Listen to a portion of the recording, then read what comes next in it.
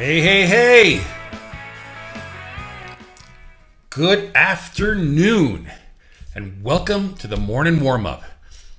It's morning somewhere, just not here. I think you guys know this by now. So, hey, thank you everybody for showing up. This is actually my first pre-recorded warm-up with a guest, and there's several reasons for this. But first, let me let you guys know that we have on the incomparable Olivier Coipel.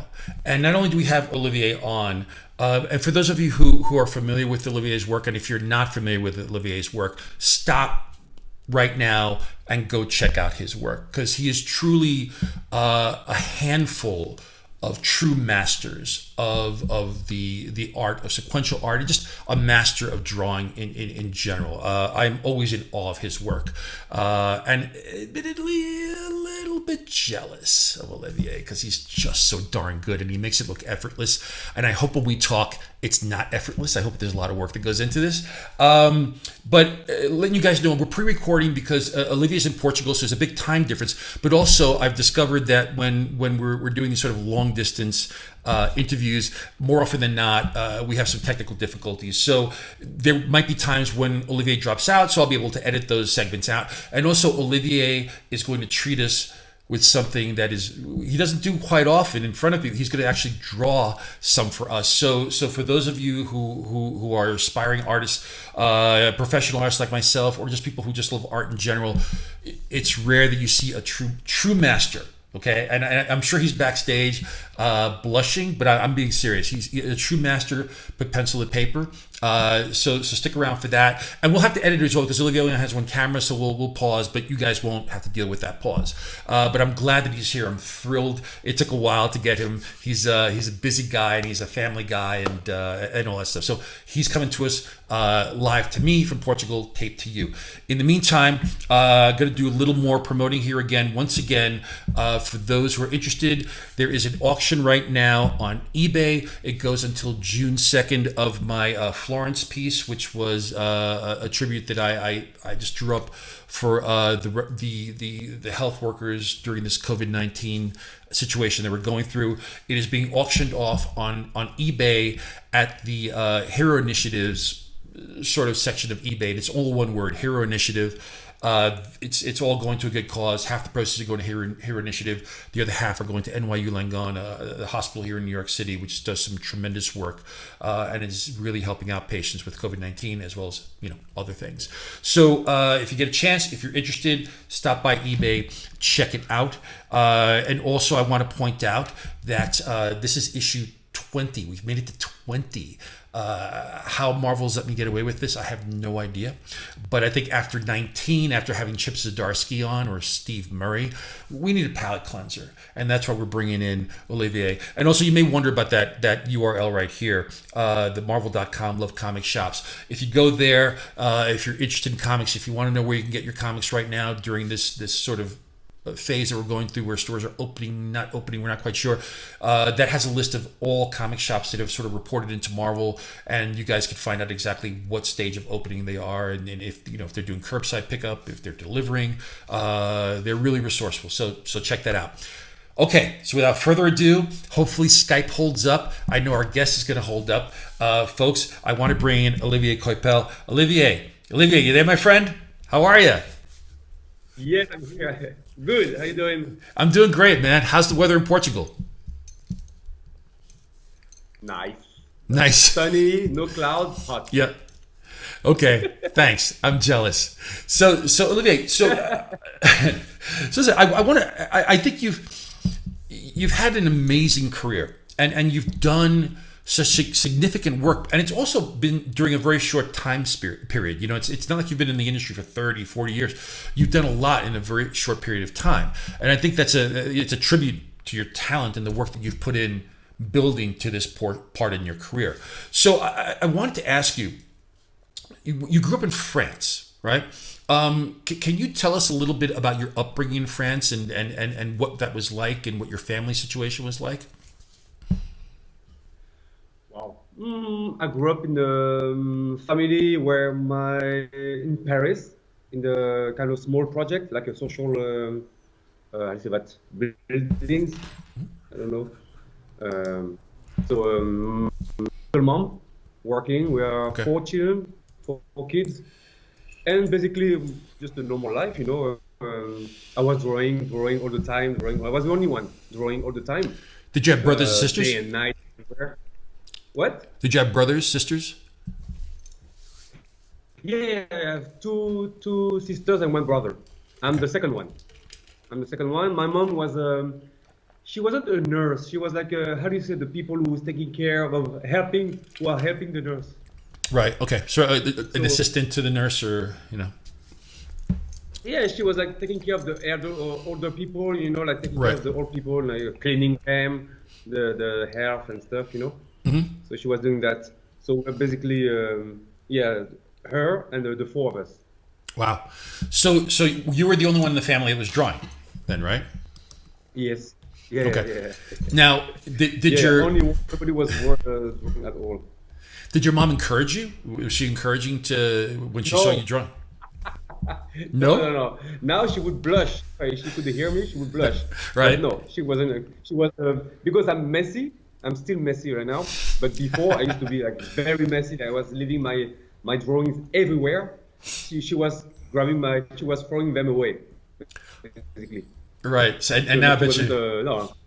Oh man. So that when did you start learning about? Did you want to draw comic books? Were comic books of interest to you, or were you interested in something else when you were drawing? Did you just want to be an illustrator? What was the desire when you were No, drawing? no, no, no. As a kid, I don't think I was thinking about what I want to do next. I was just enjoying drawing anything. Comics. I was reading European comics first, French comics as a Right. kid, and it's later on when I was like 13, 14, that I started to read American comics. But Okay. before that, I wasn't into comics at all. I was just enjoying comics. But what I knew is that I wanted to do something related to drawing. Right. Anything but drawing. I knew So that's what I wanted to do, something with drawing. But I didn't have a clear idea of what I wanted to do. got it. So you at 14 you discovered superhero books. Is that what you're saying? American comic books? Yeah, And what, yeah. what was what was your what was the book that really got you interested in the superhero genre?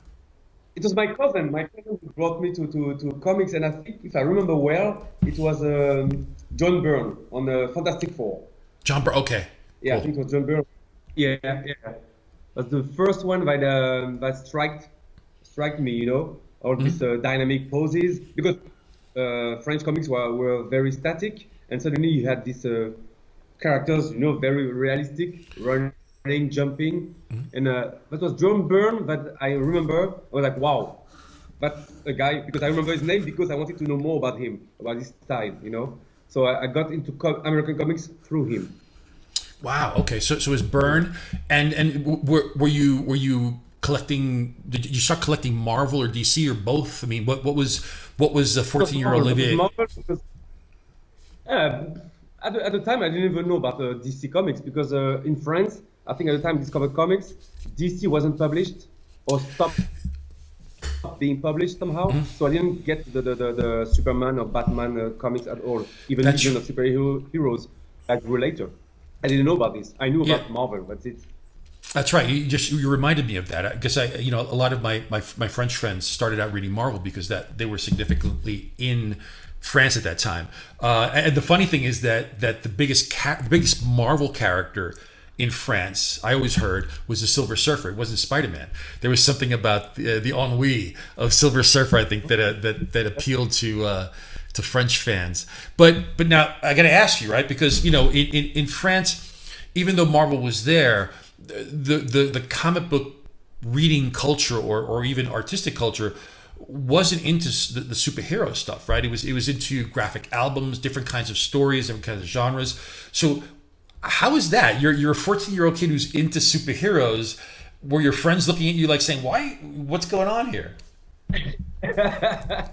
Well, it's people were making fun of American comics, of superheroes, of superheroes comics. They were making fun of it. So they were like, I mean, it was pretty. We were like a bunch of geeks, talking about Colossus or this kind of stuff. But what I remember is that all there's always tough guys in the school, any kind of school, any kind of in the world. There's like always a tough guys, and these ones they were really into my drawings. They were like they didn't care about the characters like the X-Men or Spider-Man or anything like that. But what they liked, but I was drawing some big muscle guys, and I remember each time they were asking me to draw Colossus, for example. I don't know. They always ask me Colossus because it's big and it's made of steel, and you could draw all the muscles. And so I was popular because of that, because I could draw, and because I could, and all my friends were the tough guys because they liked me. So I was like, safe. That's good. Good to have the tough guys, behind you. So John Byrne was an influence. Who are some of your European influences? Oh, Mobius. I can. Yes, when I discovered his work, I was like, hang on. I'm high-fiving you. We're high-fiving here from Mobius. So, did you ever? And somehow it was a link with the American comics because he did some the He did. issues. He did. I mean, Mobius transcended borders. Did you ever meet Mobius? Yes, I met him twice. Tell me about that. First time was very funny because I was going to Angoulême, so it was much later when I was already working in comics. I was invited, and we were in the same. Actually, we were sitting next to each other in a train. So Okay. he didn't know who I was, and so I started to talk to him. I said, "Hey, I'm sorry to disturb you, but you're Mobius, right?" He was like, "Yes." So I told him about me, but I was doing American comics. So he was a bit curious about it. I thought he knew more about the American comics industry because of the Silver Surfer. So I thought he knew more because he asked me a lot of questions of how it works, how do I work with the editor. He was very curious about it, and was very curious also how I was enjoying drawing characters that I didn't create. It was something that he was very interested in, to know how I would enjoy that, or how I was managing to express myself with these characters that are not mine. Yeah. So, but it was very, very nice. And somebody came up because somebody heard us talking, and then someone showed up with a portfolio and asked if he could show his portfolio to Mobius. So I saw Mobius giving some advice to a guy, and I was very surprised because he was very into detail. He didn't pass any mistakes. He was paying attention. He was taking very seriously and paying attention to everything. And so it was very. I was very. It was a dream for me. So seeing him showing what's wrong and what's good, blah blah. Right. I mean, next to him, I was to see this. I was very pleased. Yeah, because I mean, even if he's not reviewing your work, you're still learning something from watching him review somebody else's work, right? Because he's, you may identify with some of the same issues the artist is having at the time. Yeah. Oh, but I mean, I remember. I mean, I don't know if I can talk about this, but there was this woman, and she had a breast, and Mobius pointed out that one of the breasts wasn't in perspective to the other. I was like, and then I look and I said, oh yeah, that's right. Right. And I would never think about this. It's kind of. And we're not talking about a real person. We're talking about. Hang on a second. Something just. Yeah. Hang on. I just had a. Sorry, just my computer, like a window just opened up that I didn't access. But yeah, we're talking about a drawing. But here's my. I got to meet Mobius several times. We didn't get to a deep conversation. I mean, around that time I was kind of breaking in and stuff. But I have this little book here. I don't know if you have one of these because. I know Jimmy Palmiotti, my old creative partner, has one too because we met Mobius at the same time, and he was selling these leather-bound little sketchbooks, and in these sketchbooks, there were these. I'll try to show these. See if you can see them. They were just like all these little doodles that he did, and then he had them printed up in this book, right? And he only printed 100 of them, and they were expensive, and at the time I was, a broke artist. But the cool thing about it was, let me see if I can get to this, is that he only sold 100, and with the 100 there are a few blank pages. And he said, if you buy this, the next time you see me at any show, I'll do a doodle inside the book. So, isn't that cool? So I only got to see him one more time before he passed away, and I got one little doodle here by of Azeroth by Mobius. But he was such a charming man. There was a I know you know what I'm talking about. There was an aura around him, like this really sort of like very relaxed Zen kind of aura. It was sort of the same way that he drew, with just, it was just meticulous and beautiful and lyrical. But I could see that in your work. That you could see that there's definitely a lineage there. Now on the American side of comics, though, who were the artists that you were looking at, like a young Olivier, when you're reading comics? Who are the artists that were inspiring you? Mark Silvestri. Silvestri. Mark. Yeah. Another master. He was, yeah. He was when I was a teenager. He was my god. Yeah. Like he's the one who made me want to do. This is when I started to think I want to do comics. Wow. I mean, Mark's work is so beautiful. Out of those artists from that era, and this is no slight. There were some tremendous artists in that era, from Jim Lee and McFarlane and those guys. But there was something about Silvestri's work. The energy of his line. I mean, yeah. There was something about it that was very, very unique, and you knew that he understood the structure of the figure. He was really, really well schooled. So you're in high school. You went to an art college, correct? Did you not? No. Oh, you did? Oh, okay. No. I went all the way to graduate for my mom, because she didn't care about drawings, but as long as I was graduated, it was fine for her. So From I high went school. all the way. I went to economic curriculum somehow. Mm-hmm. Economic. I don't know anything about economics, but I went this way to be able to get to the end and get done with my graduation. Oh, so you're talking about college? You had an economics. You went to college for economics, or is it high school you're talking about? No, it was high school. High school until, I don't know, is it in I think it's graduation before you go to university, before you go to college. Right. So then, where did your career lead you from there? I mean, so now you're out of high school, and are you working odd jobs? I mean, how did you find yourself, your career in because you went to animation first, right, before comics? Oh yes, that was an accident. All right, so wait. So hang on. So because I don't know this much about you, right? I don't know about the early career. So you're out of high school. Now what happens? High school, I graduate, and then you need to pick what you're gonna do next. What studies you're gonna do next? You're gonna go to college or Right. work, blah blah blah. And I was working, I was drawing, and since I was graduated in economic, so I had to pick. My options were to go to university, to college, to study law or stuff like that. Some boring stuff like that. I have no clue what it is. I'm not interested in it. But what saved me that I had a friend. Everybody knew I was drawing because I was drawing on the tables. So people knew me on the entire school. People knew me because I was leaving my drawings everywhere. Someone told me, "Oh, I have this friend. My neighbor. He did like animation school, and it's a public school, so it's free." And because I was I had how do you call that when you get money from the state? I had For school, you mean? a scholarship, I guess. A scholarship, when, yeah, when you for get school. money from the state, yeah, I got a scholarship.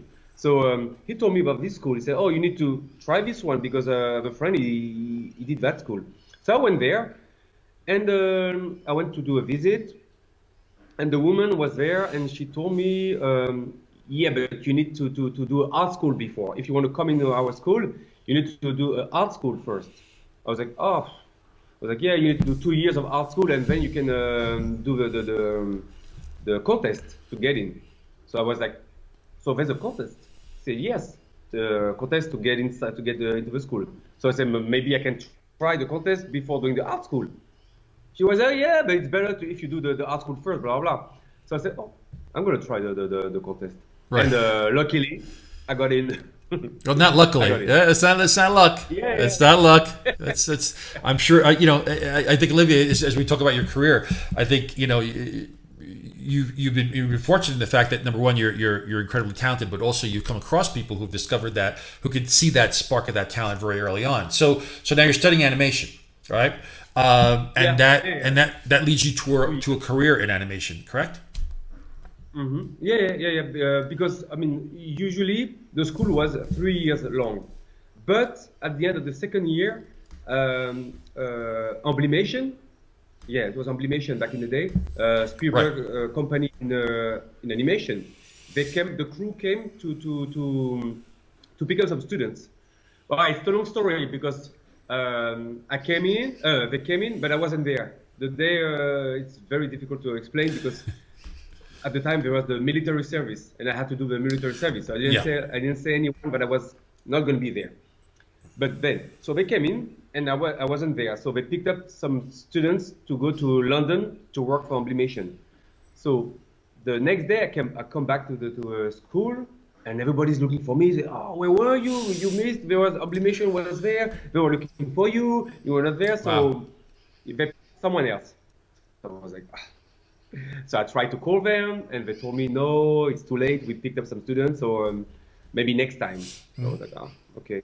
So I was ready to looking for a job, any kind of job, for the summer. I mean, and but then I think early July, they called me saying, "Oh, are you still ready to come to London?" So yes. So I moved to the next week I was in London. I didn't know where to sleep or anything, but I decided to go there. But it was a huge trip for me. It was like something totally different, coming from Paris, and suddenly I'm in London. I didn't speak English very well. I was 19, but I was like, "That's right." So it was a great experience. It was my first time, basically. Were you scared? I don't remember being scared. I guess when I arrived, I started to wonder how I'm gonna be able to find my way. But no, I wasn't scared. I was excited. Yeah. And what about your mom? What was she feeling at this point? My mom, you know what? I don't remember. It's kind of blurry because I don't remember how she felt. I remember when I left the States, how she felt. But London, I don't, there's a blank there. There's a blank. I don't remember. I think for her, she didn't know anything about what was happening at all. As long as I had a job, it was fine. You know, I was 19. I wanted to go away. I had to deal with many things in my life. It was an opportunity to move from the house. You know. Right. So now that job led to an even bigger animation job, right? You found yourself in California, correct? Well, after that, yes, yeah. Because of that job, I stayed a year in London. Then I went back to in London. They told us that DreamWorks was created and that they would pick some artists to move to.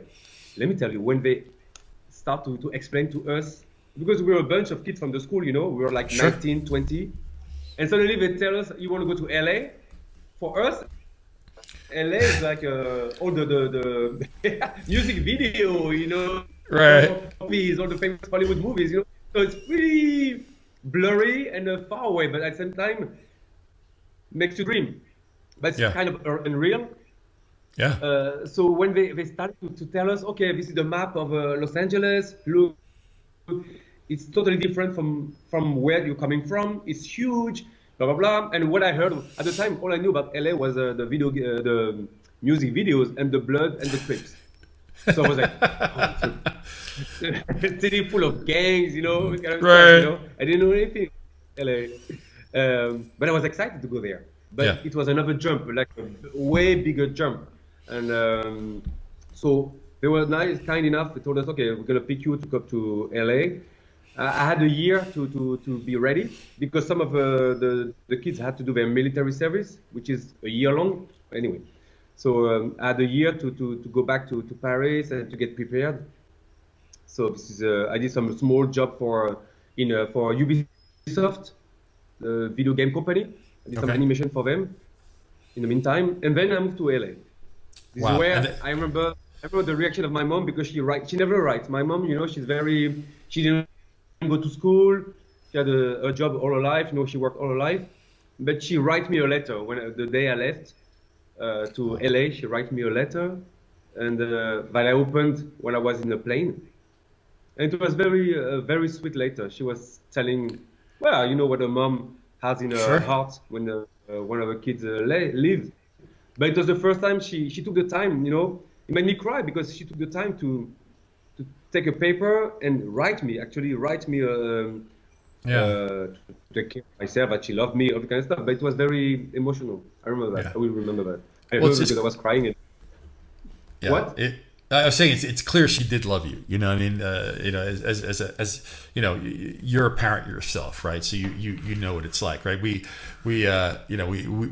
show our love in different ways, and sometimes we sit back and say, I should have said that one thing at that one moment, right?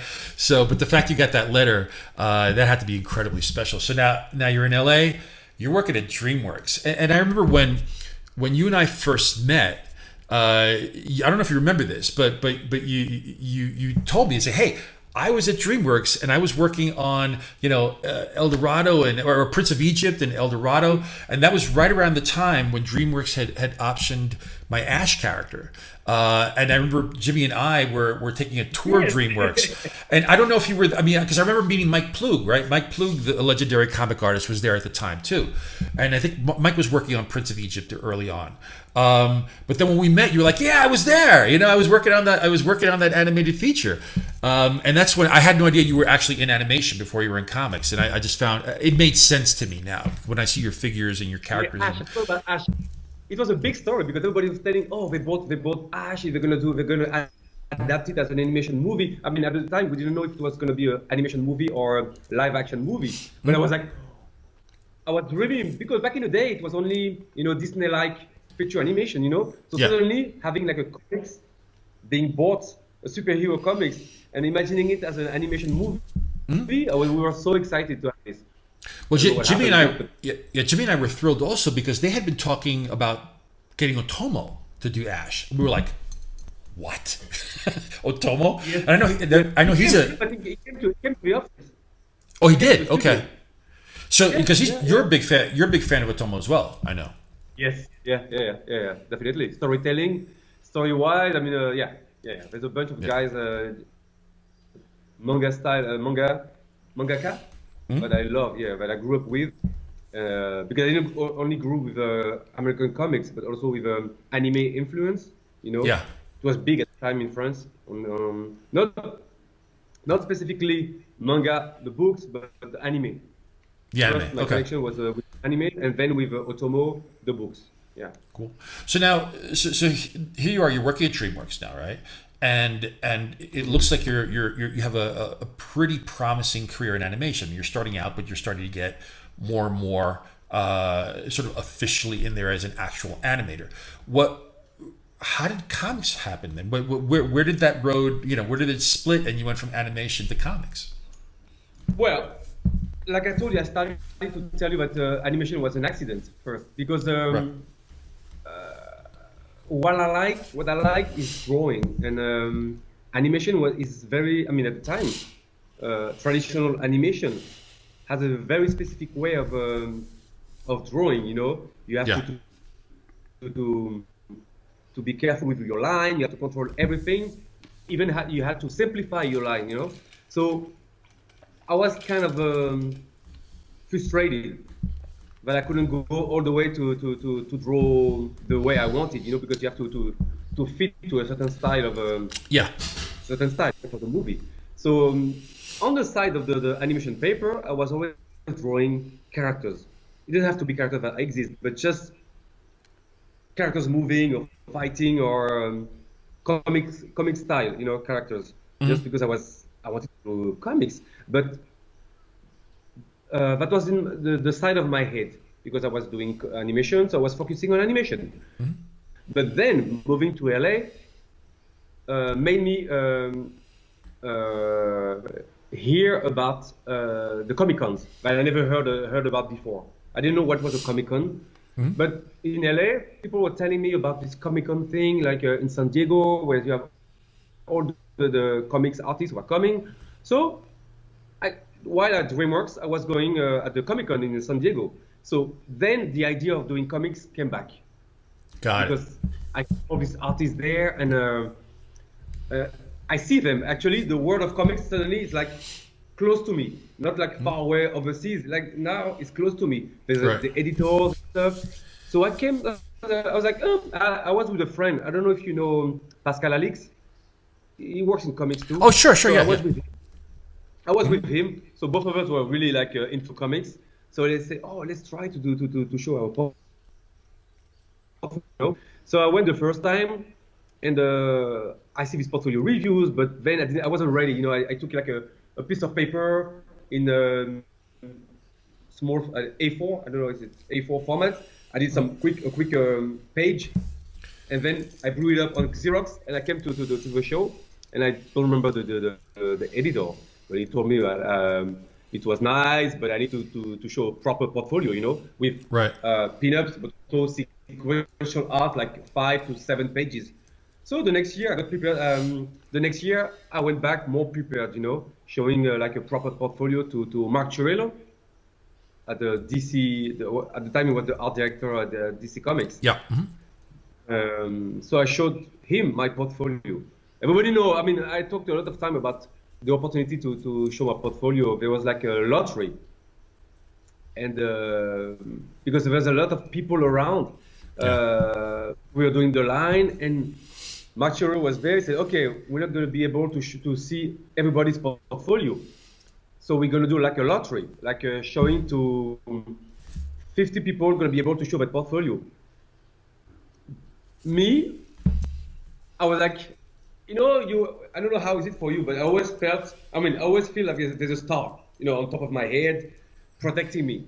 So for me, there was no doubt will come out. I'm going to be able to show my portfolio. That's fine. I'm going to be able to show my portfolio. That's okay. But at the end of the lottery thing, my number didn't come out. Oh, it didn't? Oh, wow. No, it didn't.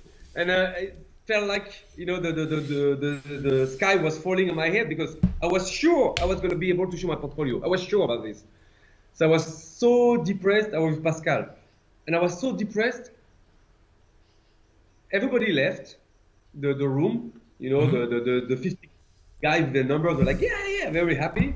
And I was depressed, and the room started to get empty. And Mark was packing up again, he was packing up. And he walked by us, me and Pascal, and he said, "What's wrong?" And I was like, "We came all the way from France to show our work, and we can't show it, blah blah." And Mark was super nice. He looked around. There was no more. There was no one. He said, "Okay, show me your portfolio." So he looked at both of us' portfolio. I remember because it was funny, because he was like stopping, looking at us. Looking at us, and then he said, "Okay, you come with me." And we went down, and he called all the editors. He said, "Okay, you need to give these guys some work." That's and amazing. And he said, "I'm gonna call you. We're gonna call you in about 2 weeks." And it's true, they called me 2 weeks after. Yeah, so, that's how I do comics. Well, first of all, Mark Chiarello is a genius, right? As an artist himself, he's just brilliant. But he also has, like a lot of great artists, he has a really good eye for talent. So he clearly saw something. Because I always tell, and you know what I'm talking about here, Olivier. I always tell young artists that, this is the hard, cold truth.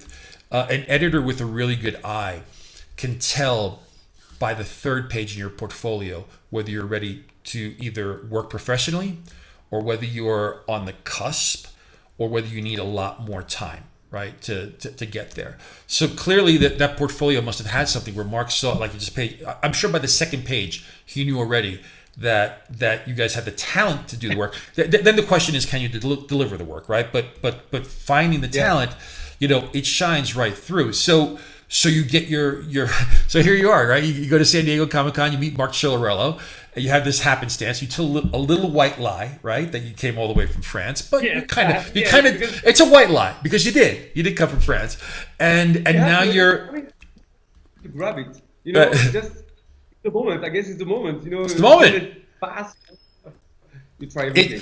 It wasn't going to hurt anybody, right? If anything, if you hadn't said that, Mark would have walked by, and that opportunity. I mean, you would have broken in anyway, but that opportunity would have been missed, right? So now you're at DC. What's the first job at DC? They called me when DC called me. It was for Legion of Superheroes. Mm-hmm. I didn't know anything about the book. I didn't know the characters, but I was ready to work on anything. So. So they gave me all the issues, and there was like all these thousands of characters that I didn't know about. Right. Very futuristic like, and so I was working at night because during the day I was still working at DreamWorks. I had to finish the movie, so I was working at night. And I remember very well the first panel of the first page of my first comic book. I remember because I drew it twice. Right. And I discovered that being able to draw is very different from being able to draw inside the panel. Somehow I discovered that everything was very different. Suddenly, the first page was a nightmare because it seems like I couldn't draw anymore. Okay. Yeah, like I don't know if you know what I mean. It's like drawing freely on the page is very different from suddenly you have like a frame. Like a panel and you have to draw inside. So suddenly composition gets in the way. So basically you have all these things to understand and to control. But so it's very disturbing.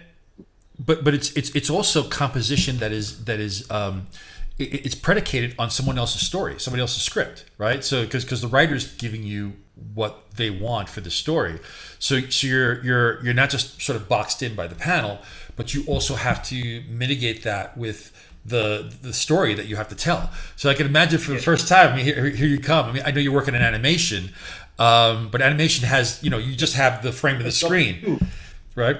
So now you're on your own, right? And so it's a little bit of stage fright. It looks like it has a stage fright. So how many issues of Legion did you do? No idea. I worked on Legion of the Damned, which was 5 issues, and then I was on Legion Lost for 12 issues, I think, and then I was on Legion, which was maybe 12 issues again, or less. I don't know. I think altogether, I have no idea. I don't look back at that kind of stuff, No, I hear you. So, but now also during that time, I mean, that initial Legion stuff for you, right?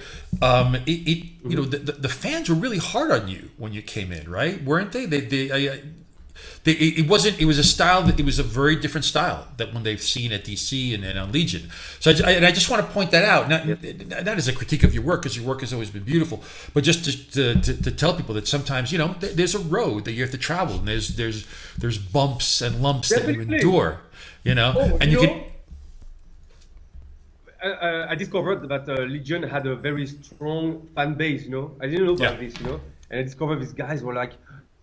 Because at the beginning, of course, when it's your first job, you have to go online to check what people are thinking about your work. You're very happy. Like, that's a big mistake. See, you want to see. And all you read is like, it's draw better than him. That's ugly. It's like, oh. But weirdly, it doesn't get you down. I mean, it gets you down when you read it, while you read it. But it's quite the opposite. It's like, you want to show them. You say, oh, okay. I'm going to show you. I'm going to show you what I'm able to do. Somehow it's like a competition. Somehow you have to earn it.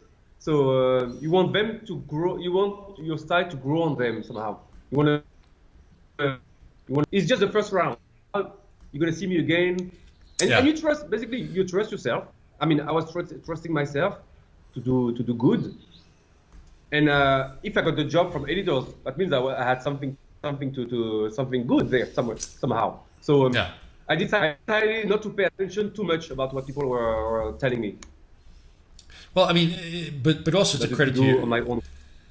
Yeah, it's a credit to you, Olivier, because I mean, I've seen creators, writers, and artists crumble under that critique, right? And careers have just sort of disappeared because they got too caught up in that critique. So but it does take a certain amount of self confidence, and a willingness to succeed under any cost, which clearly you have, because you did take some lumps. And I wasn't following your early career at that point, right? But I read up on this and I was like, wow.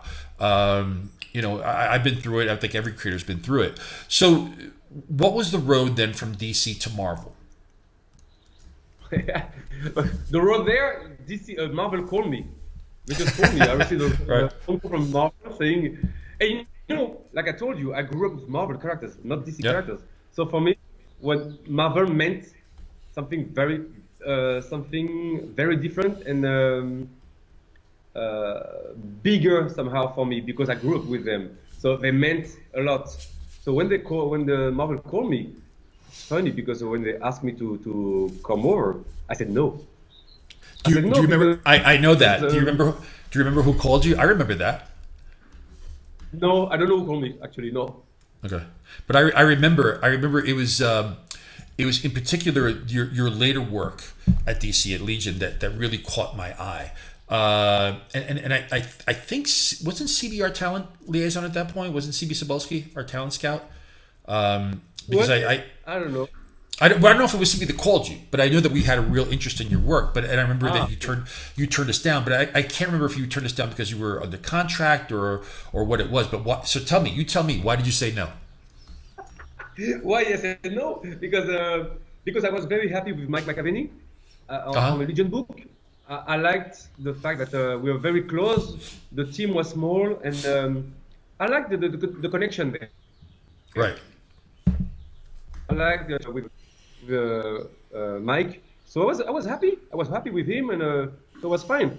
And I don't know why. I think I read a long time ago. I read an article about the how do you say that? The schedule at the deadlines at the Marvel, the rhythm of pages that you need to do every week. So I don't know why I felt like it would be too much for me somehow. I mean, like they were. I don't know. I read that they were very bad. Like they were treating people very badly. You have to be very fast and stuff. So I was like, no, I don't want to come over. I'm fine. At DC, I was happy. I was like, no, I don't want to come over. So I don't know who was it at the Marvel at the time. Asked me, is it about money? I said, no. So they called me, I think, twice. And then the guy that I had on the phone asked me, so what's wrong? What's wrong with that? Why you don't want to come over? I was like, I have to be frank. It's just I don't know how many pages you're gonna ask me to do a week. So I'm scared about this. And he said, how many pages can you do a week? So I said, I don't know if I should tell that. Go ahead. Well, it's up to you. Okay. Right. Yeah. So I said, can I do two pages a week? And he laughed. Right. He said, no, you can't do that. So yeah, I tried. Okay. So no, I can do 5 pages a week, 4 to 5 pages a week. He said, okay, so yes, you can do that. So I was like, okay, so there's no more reason for me to say no. Yeah. So I said, okay. So I moved to Marvel. I was ready to move to Marvel. Well, and we were very fortunate for it. So Olivier, before we get into your career now, moving forward from this way, I think we should do a little bit of drawing. I want to see you do a little bit of drawing. So we're gonna pause here. You're gonna do your camera thing. The fans won't have to worry about that, and then we'll continue with your talk and your Marvel career and some of the stuff you've done at DC and some of the stuff you've been doing lately. So all right, so we're gonna pause now. And we're gonna, when we come back, Olivier's gonna be on the board, and you guys are gonna be in for a treat. I know I'm going to be paying a lot of attention. I need as much help as I get. All right, Olivier, go switch your camera. Okay, gang, we got Olivier back. He's got his phone on his on his page right there in his notebook, sketchbook. So we're just gonna continue here. So Olivier, what are you gonna draw for us? What are you gonna sketch for us? So A Thor? Thor face. A Thor head? Okay, cool. Very good. All right, so listen, you draw. I'm going to talk to you. So, so you finally decide to come to Marvel, right?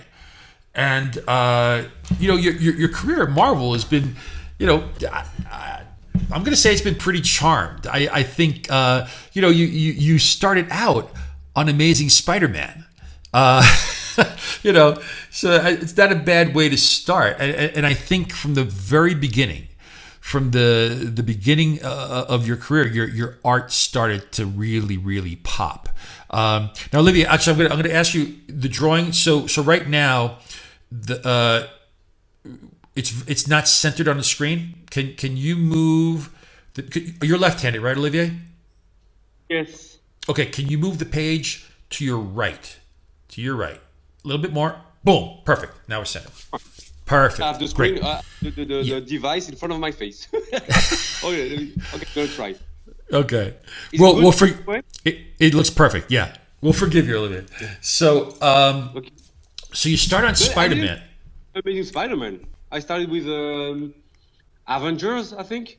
Oh, was it Avengers that came first? Okay. I'm sorry. So you start with Avengers and not Spider-Man. Wow. These are prime gigs for artists.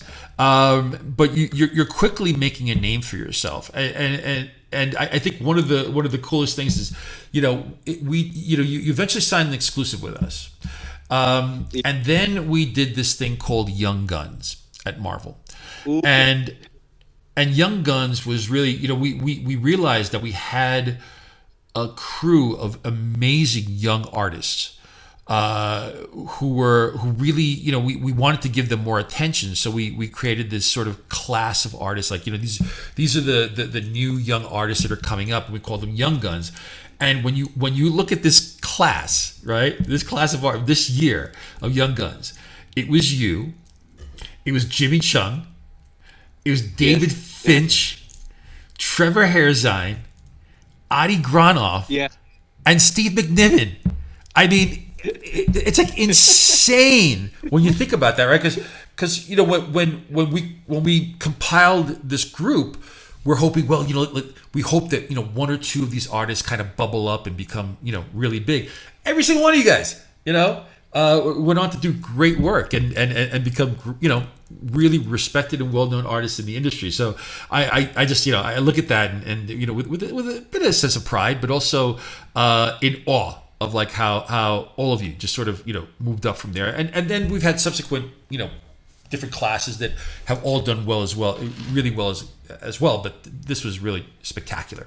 Now I got to ask you about, like, you have a particular way of drawing Thor's face that I think affects the way every artist draws it. You draw this face sort of. I mean, you're doing it 3/4 right now, but you draw a very wide jawed Thor, right? Where does that come from? That you're Thor. I think it's you who asked me to work on Thor, if I remember. I saw a phone call from you. I think it was you. No, but I'm saying when you draw his face, right, the shape of his face, he has a very distinct shape, the way that you draw him. Where does that come from? Why did you decide to give him a face that it's very wide and blocky? I saw him as a warrior, as a king, and I thought about the lion. I don't know why that's the lion's face. That came up. Okay. Yeah, lion that came up, and if you check, if I caricature the face, let me try something quickly. Sure. Yeah. I was doing the nose that way, eyebrow, and then the face, and for me, oh my God, I see it. So for me, it was like kind of a lion. I was inspired by a lion. If I do the eyes, cats somehow. That's the base, the face that came up. I don't know why. I mean, I was thinking about what the feature of his face would look like, and the lion came up.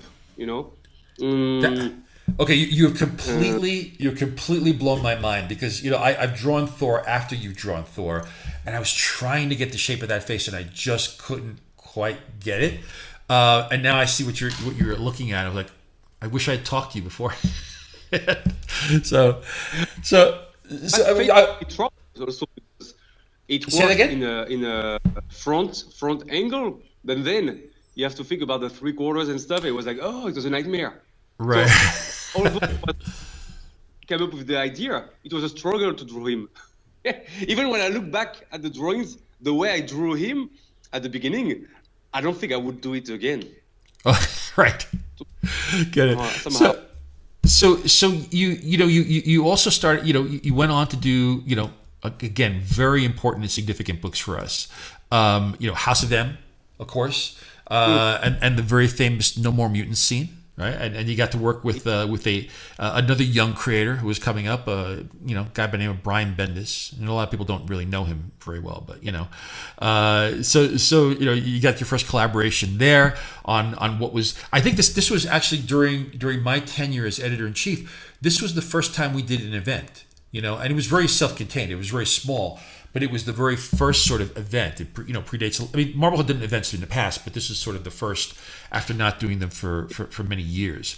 Was that exciting for you? I mean, because you were getting to draw the X-Men. I know the X-Men were like some of your favorite characters.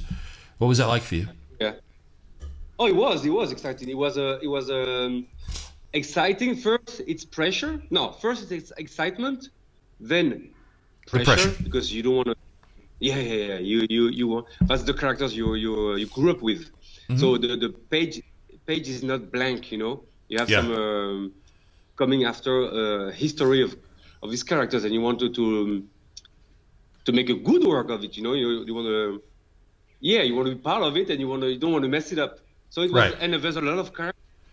So there was a lot of pressure, mm-hmm. And that the summer event, that was the summer event. But then once you to draw, all you want to do at the end is make the best.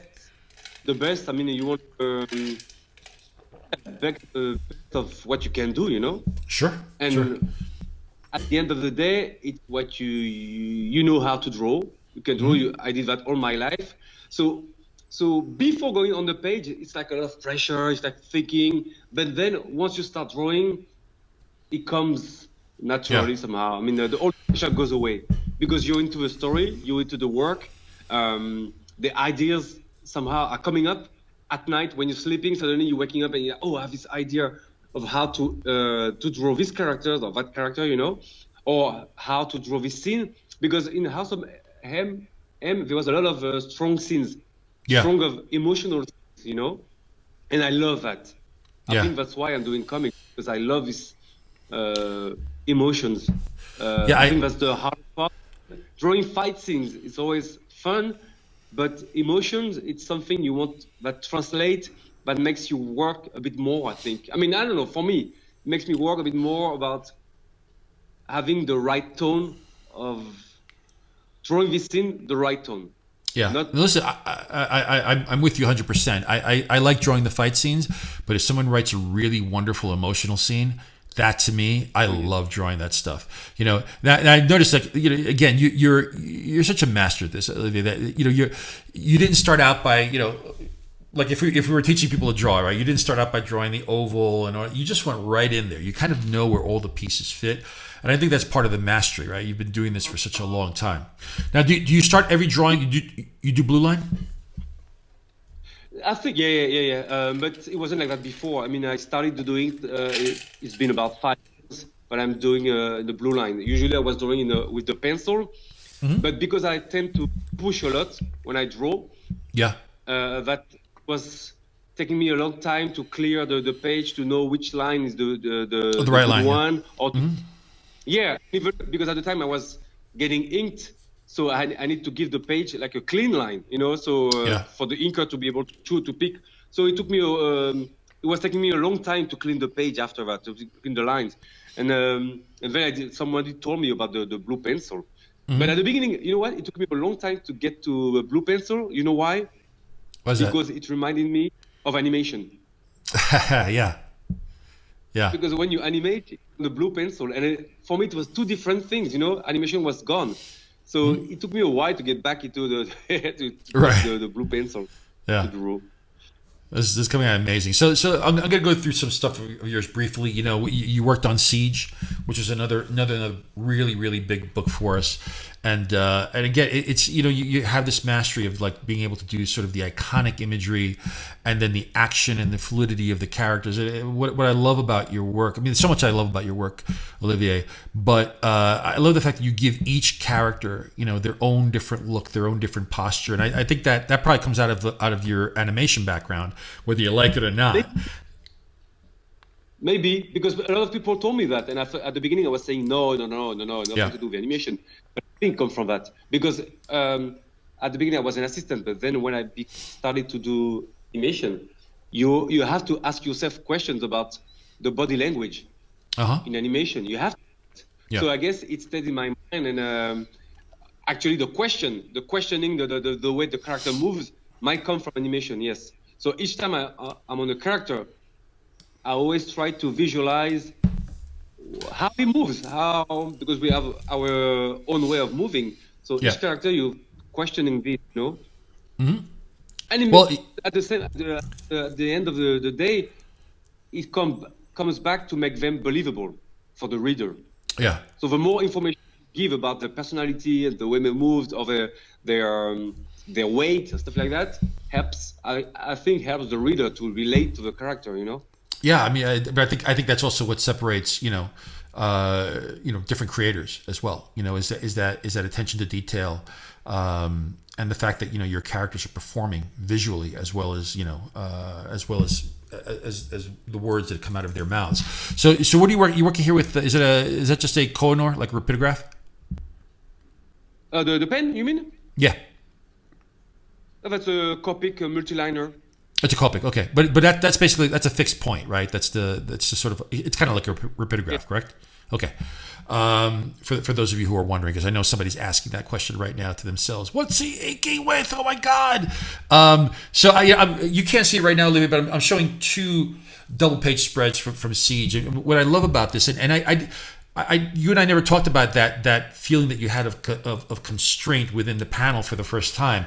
But these are, what you're doing here in these double page spreads is so hard to do, because you're doing pages that are very design centric, and you have characters that are breaking the panel borders and sort of flowing throughout the page, but yet you're managing to guide the reader's eye in the proper direction. I've seen this kind of thing done really, really badly, and then I see it done like this, and I'm like, yes, Olivier understands, exactly the flow of the page. So I'm just showing off some of your work here. You don't have to say anything. Just say thank you, because I'm really, really admiring you here. so that this leads, Olivier. You're gonna go back to Thor here. This leads to clearly, I think you've done some incredible, iconic stuff at Marvel in a very relatively short period of time. But I think Thor is the character as of this point that you've left your biggest mark on. I mean, you created that design, that chainmail design for his arms and stuff, and it's such an influential design that they used it for the movies. I mean, the stuff you did was so influential for the movie. What did that feel like when you first saw those the character, the actual photos of Thor the character, for being inspired by your work for the movie? Well, there's always, I always put a distance between my work and how, when I'm working, I'm focusing on to take pleasure, myself, not about the reader, or not questioning this, just enjoying myself. So when I see the result, or people telling me about this or about that, or I see the design taking for the movie, it's fun. It's like an honor. An honor, yeah. Humble about it. But at the end of the day, it doesn't affect the way my everyday life, Yeah.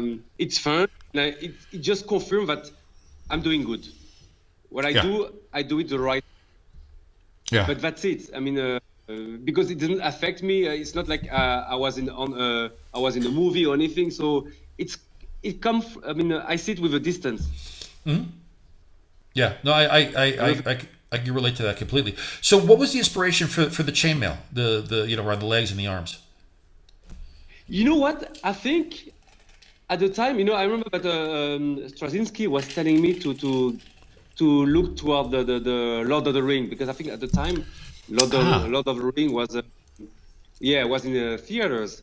So I know that I looked at their designs and stuff like that, and I think the chainmail, but I'm not sure the chainmail comes from that. I think the chainmail, without me noticing, because I discovered that later on, and I'm pretty sure it comes from that. I'm not sure. I can't be 100% sure, but I look back at the Arthur Adams X-Men in Asgard, with Storm when she was the goddess of the thunder, and I looked at her outfit, and there's some kind of a chainmail there. Okay. Huh. Remember, and maybe it was in my mind somehow. Maybe Right. I'm not sure, but when I look at it, maybe my brain recorded that Sure. somehow. Yeah. Well, your influences come from everywhere, right? But again, the work was so special on Thor. And by the way, I am going to curse you a little bit because now when I have to draw Thor with that chainmail, I mean, Yes. you've got it down to your style, right? Where maybe it's a little bit easier for you. It's not that easy to draw. You made a character that was hard to draw that much harder with that metal and the chainmail, and because it's not just doing the sort of the checkerboard of the chainmail, right? It's giving it dimension, right? Giving it edges, and then adding the reflection, and then adding the dark side of the reflection. It's a huge pain to draw. All right, what do we use? We use a brush pen here, right? Is that the Pentel brush pen? Yeah. Yeah. That takes a lot of skill to use. You're using it like, it's hard to use. Trust me, it's hard to use. I'm telling you, not for you, but what I loved about your Thor again, I have this shot of Asgard floating over Oklahoma, and you just you have a knack for doing this grandiose and bigger than life stuff and putting it into scale and making us feel like we're watching a movie within a comic book. But also the again, and this I think I'll bring up your animation background again. It's the ability to go from and this is for young artists. They really when you talk about body language, right? So I get this beautiful spread from Thor, with gods and Thor and the hammer and lightning, and then the next panel I've show here is just Donald Blake at a diner, right? And the posture of Donald Blake, it's just there's so much being communicated by that, and he's not in superhero mode, or even the guy who's sort of behind the counter at the diner, just to look over the shoulder. This tells a story without words, and I think that's the sign of real amazing draftsmanship, but also storytelling skill. So one of my favorite things in your Thor run was your take on Silver Surfer. I know it's the French in you. You guys love the Silver Surfer. I know. But there was this moment with Surfer Galactus on the moon. And again, I think here, the juxtaposition between this massive planet eater of a god and Silver Surfer and the body posture. I mean, Olivier, what I would give to be able to draw like this, it's just absolutely stunning. When you go ahead, I'm sorry. Inspired. Sometimes there's a scene that inspires you. You see right away. You see the images right away. Sometimes you have to dig into inspiration. You have to look for, do some sketches and think about it. And sometimes it just comes right away. And these images with the face of Galactus taking all the frame to show his size and his power and he's a huge, powerful being. And having the Silver Surfer in front just to show the two different scales and the contrast of the composition. You have, I mean, it right away. I mean, it was very easy because it flows. Sometimes it flows. It's in your mind and it comes out the right way. Yeah. Sometimes it doesn't. And but it's that last panel, right? That to me is breathtaking because, and I think also the smart decision is that not only do you show Surfer, again to reveal the scale of Galactus, but you then add that little American flag in the foreground to give us that sense of scale, right? Take that flag away and you lose a little bit of it. But the flag to me just sort of really kind of brings it to life and brings the immenseness of Galactus to life, because we're all familiar with that flag on the moon. So, and again, Olivier, we'll want to talk a little bit also about you got to create our own project, but I'm going to hold off on that for 1 second. I'm going to hold off because this is taking us to a different direction here. So, your cover work, I think you're known as well for your cover work as you are for your interiors. You've managed again with your covers to continuously leaving behind some of the most iconic imagery in comic books. Correct me, we haven't talked about this, but correct me if I'm wrong. I mean, from your cover work, it becomes clear to me that a big inspiration for you is movie posters. And designers and painters like Drew Struzan. Am I wrong there, or is that right? You're right. I think, yeah, but through the time, you get different inspirations. Yeah. So it was, for a while, it was a movie poster, and Drew Struzan, because I discovered his work. I didn't know about his work as a kid. Yeah. I discovered when I moved to LA that it was, because I wasn't very. I'd never been a big Star Wars fan. Yeah. Discovered his work very lately, and I got inspired by that. I don't think now I would go to too much movie poster feeling, but at the time I was into that completely. But movie poster or not, the sense of design. This is not easy to do, right? Because you're trying to sell, these posters are trying to sell books, and the more characters you add, the harder it is for a reader's eye to focus on stuff. But you manage to really keep the flow going. Sorry, go ahead. Yeah, no, I have to be frank with you. That even today, I don't feel like being a cover artist. Because I'm struggling. Doing covers, like telling something with one image. I like storytelling. Yeah. I can do that. I won't say I do it easily, but I feel comfortable doing it. I love it. It's my job, and I enjoy doing it. Cover work is very different because you have to tell a lot.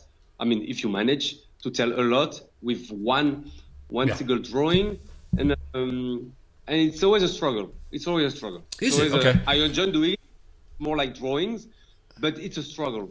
See, I would never have thought that because you make it look very effortless on the page. I could see there's a meticulous sense of design here, right? You're working this thing out and working it out. I've been there, done that, right? Yeah, so I could see it, but it does look effortless. And I'm showing a lot of your black and white work here because a lot of your work in black and white because I just happen to love black and white. And again, a testament to your cover design. You go over to DC and in just a very short time, you create some of the most iconic imagery at DC on some of your cover work. It's absolutely stunning. Your take on Batman. One of my favorite pieces, again, I don't know if you can see it. It's on the bottom right-hand side. It's a Superman-Batman piece where Superman's flying at us and Batman's leaping, and you manage to nail the difference in the two characters and the power of both characters in that image, and you make it look easy. But I look at those capes, just the flow of the capes, and I'm like, oh. Did that just happen, or did you work hard at the flow of those capes? How did you go about it? Well, because I can't see the cover you're talking about. Right. If I remember well, that's the one in watercolor. Yes. So that one, it was a nightmare. No, it's not a nightmare. It was a watercolor, and but I don't know how to do it. So I remember well this cover because I didn't know how to do that. I said, I got to do it. But then you have to do it. And then you start doing it. At the beginning, the drawing is fine because I know how to do it. But then I have to put some colors. And then I'm like, oh, it sucks. I'm going to do that. So, and then start the struggle and the journey into the unknown. Right. You just fight to get out of it. Yeah. To get out of there with a nice cover. Right. Not even nice. You just want to finish it. To manage to finish it. So I remember this cover was a struggle because I didn't know what I was doing. Man, even today, sometimes Yeah. I don't know what I'm doing. Every time when I see that image, whether it's online or reprinted somewhere, it just grabs me. It just grabs me. Now, Olivier, the other thing when I see your work, one of the things I always think about to myself is like, Olivier is the master of the heroic upshot. That sort of worm's eye view of heroes. You do it a lot, and again, I don't think people understand. That is one of the hardest shots to pull off, right? Sort of an eye level shot like you're doing right now, right? Not easy to do, right? But much easier than an upshot. A down shot, much easier than an upshot. So what drives you to drive yourself crazy by doing that?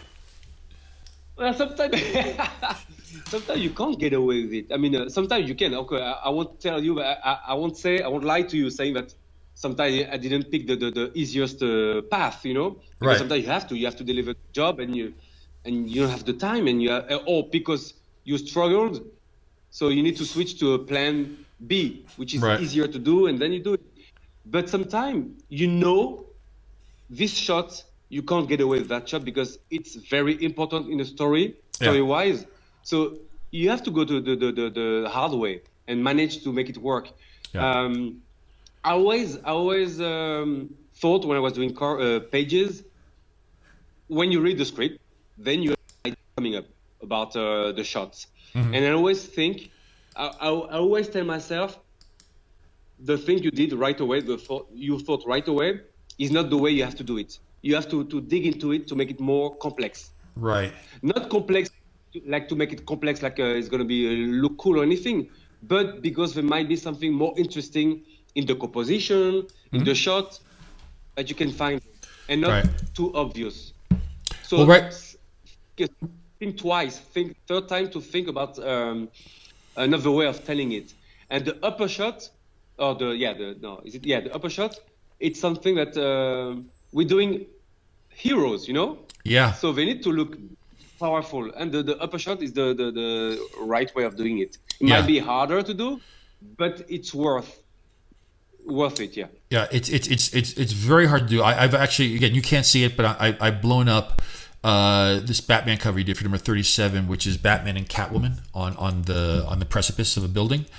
And because I always find that doing these upshots, where it really falls apart is once you start trying to figure out the proportion of the head and the angle of the head at that angle, at that particular position. It's really tough, and it takes a lot of work to get it right, and over again, which you do. But I need to ask you, how do you use photo reference? Do you have a photo reference library when I say photo reference, I don't mean copy the photo, of course. I mean, do you use photo reference in the sense of like with that Catwoman figure, right? Will you find a photo that's kind of in that position and then make it into your drawing? No, I have a lot of pictures of myself posing. Okay, yeah. I've been there, And I have a lot of books of photographs. Nothing about figure posing or anything like that, but about inspirations for like you were saying, like when you do covers, I'm looking at the street photographs or over art, but in photos who showed some characters, some random people, but the way they showed them. I have a lot of books like that to give me inspiration. Sure, yeah. And sometimes for posing references, I pose or I look online or stuff like that, I don't have a proper bank of kind of stuff like that, but as soon as I have my position, the body, the composition of the posture, the posture, maybe I'm gonna look for the same kind of posture to help me figure out this elbow or this hand or the angle of it. Yeah, no, I totally get it. I think a lot of artists work that way. I know I work that way. So, and speaking of posture, so I'm gonna show these two covers. You can't see them, but you know what I'm talking about here.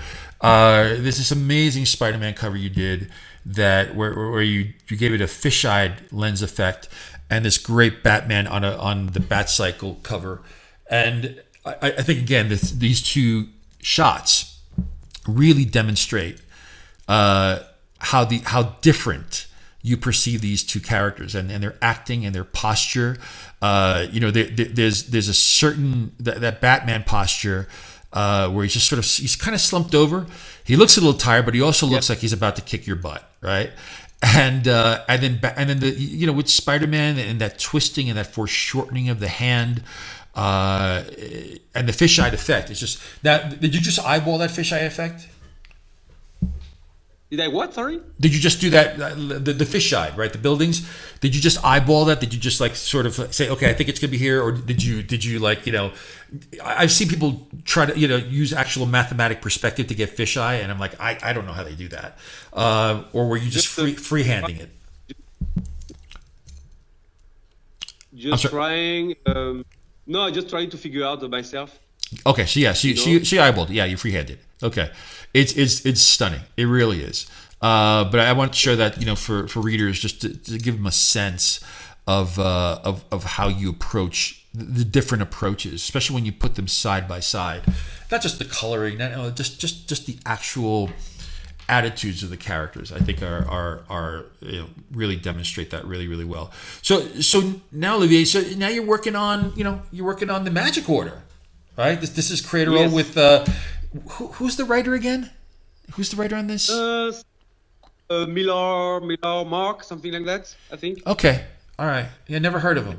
So so that now this has been optioned by Netflix, right? I mean, it looks like it's going to be a show. It's pretty awesome. How is it? Now these are your characters you created with Mark. You created the visuals, the whole thing. That must have been a lot of fun. It was a lot of fun. I have to be clear on that. He with a bank of characters, a few characters. I think a few characters. That he wanted me to work on. Like he already had a vision of a few characters. Sure. But I had to make them mine. So I changed them a bit, make them to feel comfortable with them, and to be able to visualize them, like to make them real for me. Yeah. So I had to change some characters. That's great.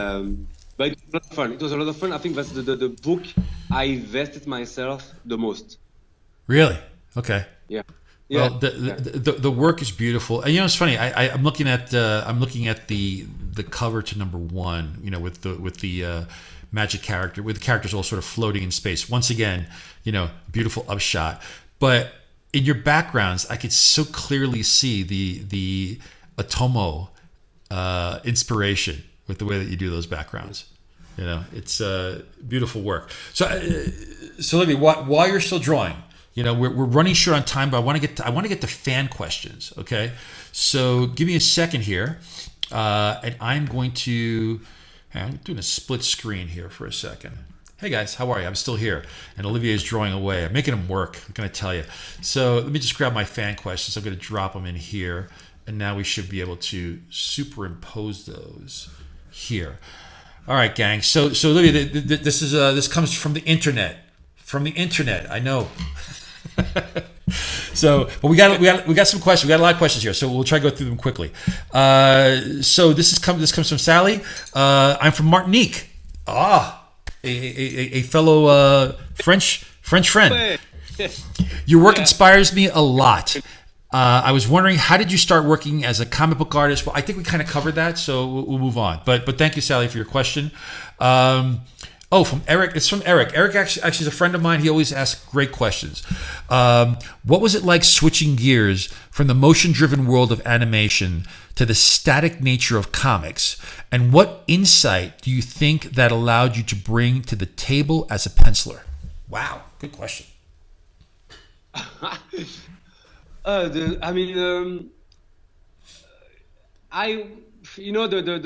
animation was like it was very exciting because you work with so many talented artists, from the layout to the animation to the character design, and it was very stimulating somehow. Right. This is something I miss switching to comics, because suddenly in comics I was on my own.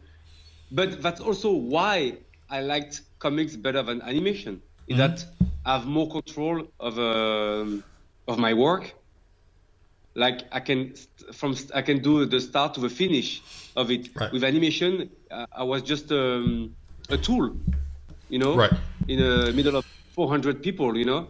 Right. So, it was but like an wasn't assembly that line. difficult what? Like an assembly line. Yes, yeah. So for me, it wasn't very difficult to switch from animation to comics because that was my real passion, comics, compared to animation. Yeah. I loved the animation. It was fun to learn how to make them move and to understand the body weight and body language, as I was saying. But comics was the because it's more about drawing. Right. So for me, it was very easy for me. It was a clear cut. Even because I remember some colleagues at work were saying, "Are you sure you have your career in animation? You will do comics? It's not well paid." That's what people were saying, and but it's not true. And that wasn't a good reason enough for me to stay in animation. Understood. Okay, let's see here from Zach. What was your favorite comic growing up, and what comic do you first remember buying? Well, X-Men. X-Men. Yeah. If we're talking about American comics, I think in general, what was your first comic ever? Oh, my first comics ever was I want to say something.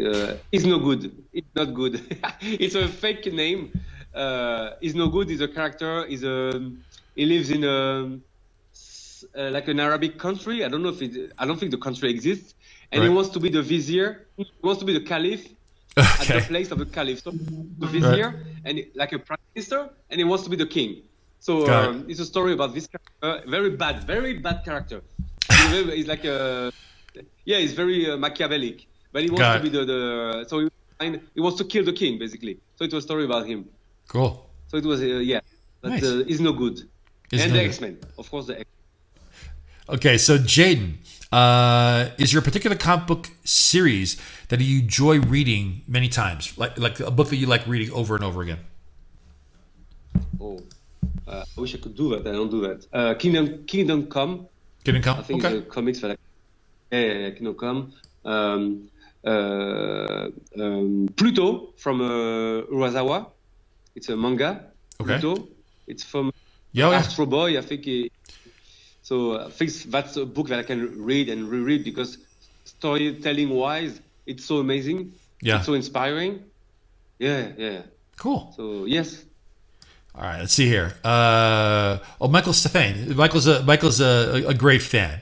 Always has wonderful things to say. So he's thanking me for the interview with Chip Zdarsky or Steve Murray this week. It was okay, Michael. I wasn't really happy having Chip on. I was forced to have Chip on by Chip. So question number one. He's got two questions for you, Olivier.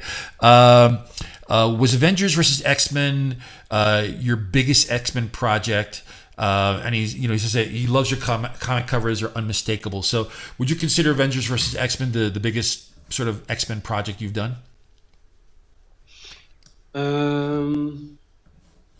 Avengers X-Men. I think it still has to come. Still have to come. It's not yet done. Okay. I'm still waiting for a big X-Men project. Okay. Well, then feels like it's like I flew over this project. Like I couldn't dig into the characters as much to. Okay, well, it's good to know. Well, we'll keep that in mind. So question number two is, it's actually for you and Jonathan Hickman. Will you likely collaborate for a Ten of Swords book with Hickman? I don't know. I know, but I enjoyed very, very, very much working with Jonathan on that was Age of X. AVX, Avengers vs. X-Men. Because, but I didn't work a lot with him. And I remember that thinking, I liked the way he was writing because everything had a meaning. I mean, everything made sense. Mm-hmm. I could feel he was thinking. I met him just twice, I think, but I don't know the sword story. I don't know, but yes, I would love to work with him again. Yeah, for sure. Hickman's brilliant. Okay, so Little Bandit. Would Olivier ever consider doing an indie campaign separate of a major publisher? So I think what he's referring to here is, would you ever do a crowdsourced, campaign, like Kickstarter or something like that on your own? Or maybe for a sketchbook or something like that, but not for comics. I don't think so. I don't think so. Maybe I can't say no, but I never thought about it. Yeah. Well, you're pretty busy right now, anyway. All right, so let's see here. We got some questions on your style. So Andrea says your style changed very much over the years. House of M is very different, radically different from the Magic Order. Could you talk about this evolution? What made you change, and what are you looking for with your style? I'm not looking for any change. It's just I think with time, usually I always take pauses between projects, because I need to refresh my mind and I need to refresh my mind and do something else to feed my brain. And it's like, for me, it's like every time I go back to draw after several months, it's like I lost all the formulas, right? And I'm learning again how to draw somehow, and that way I feel more free to explore different directions. And basically from House of M to Magic Order, I mean, I'm inking myself now, but I wasn't before. I'm using ink wash because I want to keep entertain myself. Mm-hmm. So basically, just because I want to keep enjoying what I'm doing, enjoying the drawing. And you're also learning your craft, right? You're a better artist now than you were then. Yes, definitely. Yeah. You feel more comfortable, so you feel more at ease to try different things. Right. And like you're saying, you're exploring your craft. Yeah.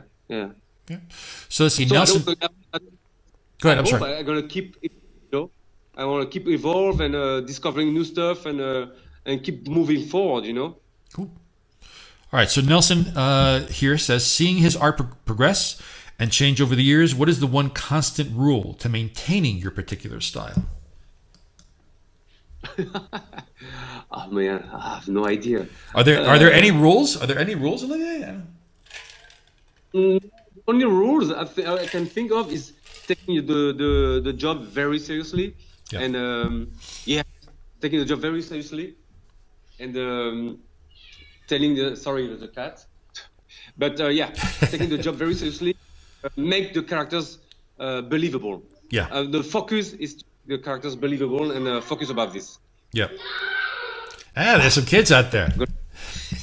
Two of them. Nice. All right. Let's see. From Michael, how does he make his inking so organic? And I think we're seeing it right now. You got a mixture. Olivier, if I could explain for you, you're using that brush pen to add the lushness to the line. You're using that mechanical pen to give sort of the scratchy effect that I think you're really, really well known for. I could see it now as I'm watching you work. I could see, even the dry brush effect. For those who don't know, Olivier, can you point to the dry brush effect like you're using on the hair, so that yes, so people know it. It gives it that sort of. Just show with your just point it out on your drawing there, the dry brush. That's sweating. Okay, here. Yeah, that's the brush. But I'm saying you see that effect that you've got going down the hair, where it's you're using that lush line there, and then the scratchiness sort of the dry brush. That texturing. It's that juxtaposition between that lush line, the scratchy dry brush that Olivier is doing there, and then that mechanical, more sort of stable line of that gives that scratchy effect.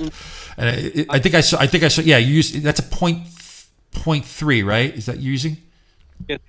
Yep. See, I know. I kind of know what I'm talking about, Olivier. Kind of. All right, let's see. We got a few more questions here. A few more, Olivier. Thank you so much for being so patient with us. Okay, so I'll put these into a two-parter. Both of them are asking, how's the second volume of Magic Order going? Are you enjoying it as much as working on the first? And all right, let's not talk about that. How about the other part? The other part is, what's your favorite character to draw in the Magic Order? For the Magic Order? Yeah. Oh, there's a few. But I love Reagan. I love Cordelia. Cornelia. I love. Yeah, those are the two characters that I love to draw. I love the daddy, Mr. Moonston. Right. I love the auntie. I love all of them basically. I mean, it was so fresh to live for a while the comics. I mean, the superhero style to go to something more realistic. It was a very urban. I loved it a lot. I enjoyed it a lot. Cool. Actually. Well, they are kind of your kids, right? So. But Mark Strong asks, have you ever danced with the devil in the pale moonlight? I don't know, Olivia. He's joking. He's laughing. Let's see. Geraldo Borges, how many languages do you speak? I know you speak Portuguese without an accent. And he says you're an incredible artist, which we know. 3: French, English, Portuguese, Spanish, but a little bit because I learned at school. But from school it doesn't mean anything. I mean, and that's it. Yeah. That's a lot. That's it. All right. So Mark asks, what were the main concerns and influences when you designed Thor's look? We already talked about that a little bit. So I'm moving on. Thank you, Mark, for asking that. Which character at the House of Ideas, that's Marvel, that's us, hey, would you be up for a Thor-style run-on? I mean, what Marvel character would you like to? I think it sounds like X-Men. Sounds like the one that you're looking at, but I don't want to put words in your mouth, even though you said that. Yes, X-Men, Wolverine, X-Men, even Spider-Man, Peter Parker. Yeah, Spider-Man. I would love to. Yeah. He grew on me. Basically, I never been a fan of Spider-Man as a kid. Never been. But working on Spider-Verse made me love him even more. I mean, he grew on me. This character, like you were talking about the scales. I mean, how do you say that? The scales, the armor on Thor. Yeah. It was complicated, detailed and stuff. But somehow, the classic Spider-Man costume is a bit like that. You have these lines. Oh yeah. That helps you define volumes. Mm-hmm. But I found it very interesting, and it gives volumes to the. You can play around and make add volume to a character. Yeah. And I love that. That's awesome. And plus, I love that it's very flexible, so you can make him do some weird position and stuff. Yeah. So I like the character a lot. He grew on me on Spider-Verse. Yeah, I love him. Awesome. So I would love to draw him again. Yeah. Cool. So Steven gives our final question. What is the next project? What is your next project for Marvel? Thor, I hope and pray. Make mine Marvel. So Olivier, I mean, I don't know if you could talk. You got something cooking at Marvel, or I don't know. I have no idea. I wish I could. Characters, like I said, I want to do Spider-Man. I want to do back on Thor. I want to do X-Men. I want to do even a character I never thought about before was Daredevil. Now you're talking about. That's my boy Daredevil. Love to see that. I'd love to see that, man. I would love to see it. All right, Olivier, I'm gonna let's change cameras here. Let's get back to you. This is a beautiful Thor drawing, by the way. That's amazing. Thank you for doing that. And I hate you because you make it seem so easy. So all right, so let's switch cameras here.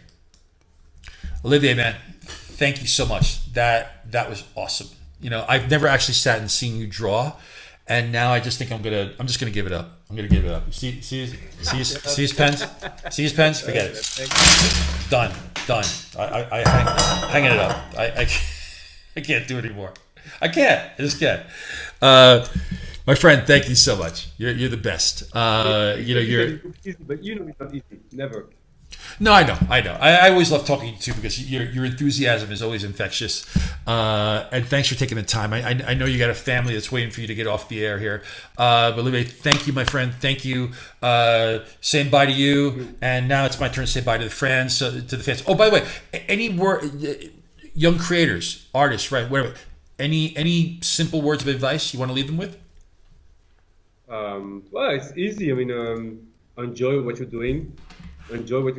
Keep drawing. Learn to enjoy to draw everything.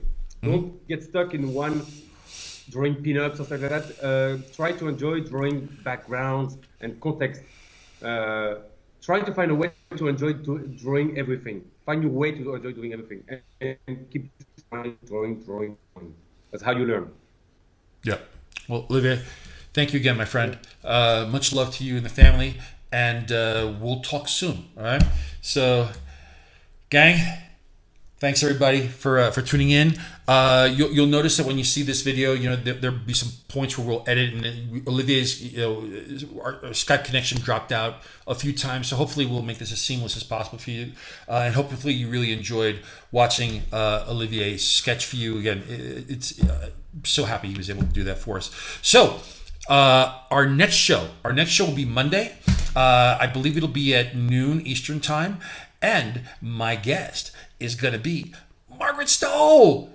Margaret Stoll, novelist and comic book writer, entrepreneur, you name it. Love Margie. So Margie's going to be on, and I believe I'm going to finally have a guest host. I may just be able to bring.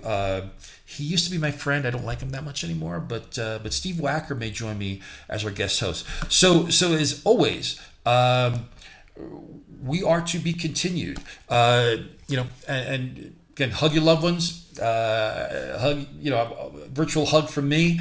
Thanks for sticking with us, and we'll see you in episode 21. And I will see you in the funny books.